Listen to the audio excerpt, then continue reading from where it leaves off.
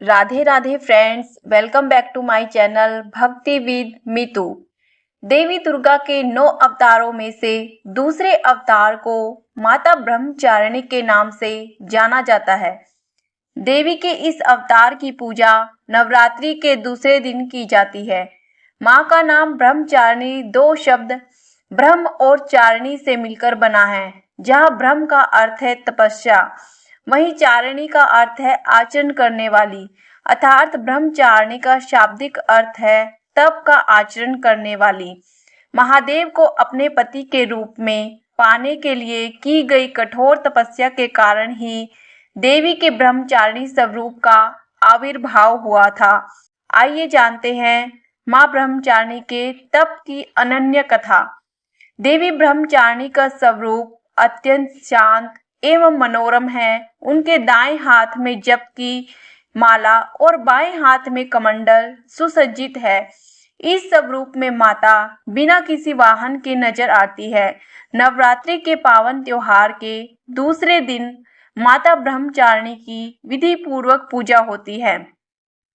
देवी ब्रह्मचारिणी के महात्म्य की कथा महादेव के प्रति उनके प्रेम और निष्ठा से जुड़ी हुई है।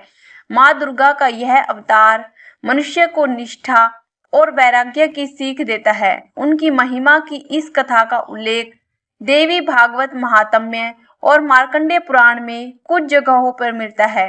धार्मिक कथाओं के अनुसार प्रजापति दक्ष ने कनखल में एक विराट यज्ञ का आयोजन किया था। महादेव के प्रति मन में विरोध और ईर्ष्या का भाव होने के कारण उन्होंने महादेव और देवी सती के अलावा उस यज्ञ में सभी को आमंत्रित किया।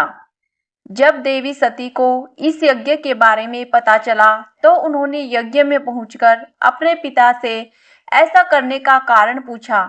इस पर प्रजापति दक्ष ने अपनी पुत्री और महादेव को अपशब्द कहे। इस अपमान से व्यथित होकर देवी सती ने भगवान शिव का ध्यान करते हुए योगाग्नि द्वारा अपने देह का त्याग कर दिया। माता सती के आत्मदाह के बाद समस्त सृष्टि जैसे श्रीहीन हो गई थी और महादेव भी उदासीन हो गए थे।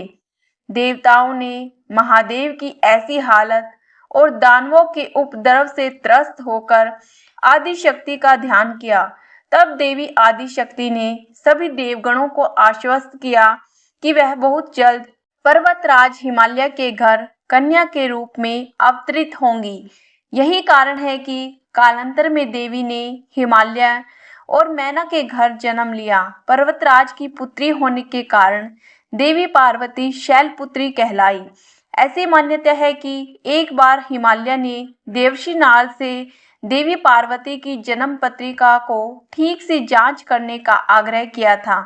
देव ऋषि ने देवी पार्वती की जन्म पत्रिका देखकर यह बताया कि आगे जाकर वह त्रिलोक के स्वामी महादेव की संगिनी बनेगी। जब इस बात का पता देवी पार्वती को चला तो उन्होंने वन में जाकर महादेव की कठोर तपस्या करना शुरू कर दिया।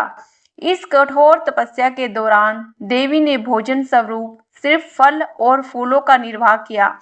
तत्पश्चात उन्होंने सूखे बिल्व पत्रों को ग्रहण करते हुए अपनी तपस्या को जारी रखा। एक समय ऐसा भी आया जब देवी निर्जला और निराहार महादेव की तपस्या में लीन थी।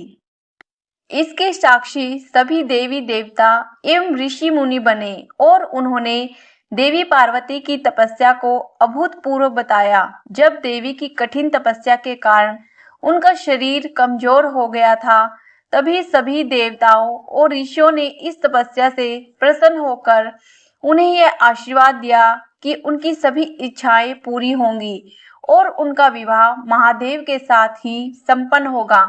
मान्यता तो यह भी है कि देवी का यह स्वरूप भक्तों को अनंत फल प्रदान करने वाला है।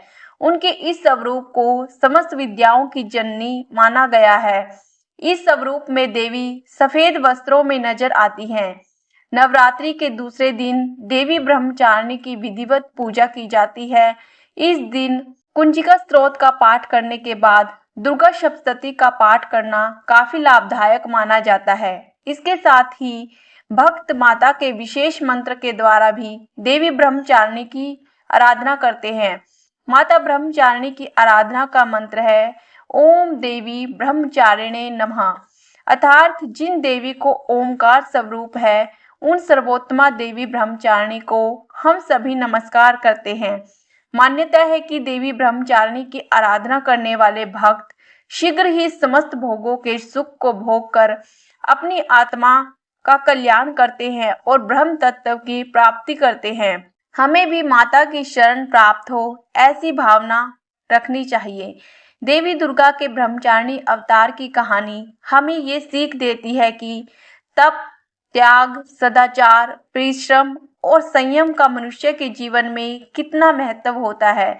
मनुष्य अगर कठोर परिश्रम करते हुए अपना जीवन यापन करे तो उसे अपने मनोवांछित फल की प्राप्ति होती है। जिस प्रकार अत्यंत मुश्किल परिस्थितियों में भी देवी ब्रह्मचारिणी ने अपनी तपस्या का पथ नहीं छोड़ा, उसी प्रकार मनुष्य को भी परिश्रम का पथ नहीं छोड़ना चाहिए। जय माता दी।